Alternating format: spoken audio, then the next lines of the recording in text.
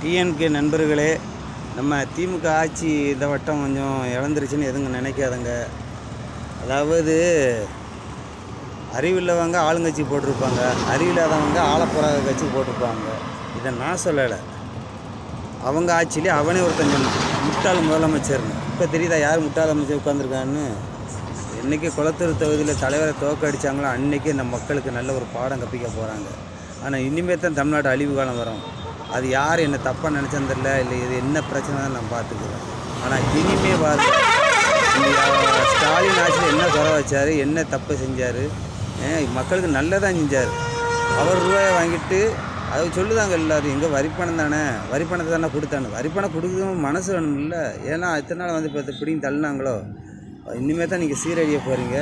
ஆனால் இனிமேல் இந்த ஆட்சி ஆளை தெரியாதவங்கள்ட்ட ஆட்சியை கொடுத்துட்டீங்க, அவதி போடுறது நீங்கள் தான். அதனால் எப்படி தமிழ்நாடு வந்து இனிமேல் 5 வருஷத்தை ஓட போகுது நீங்கள் பார்க்காத பண்ணுங்கள். Wait and see. தேங்க்யூ.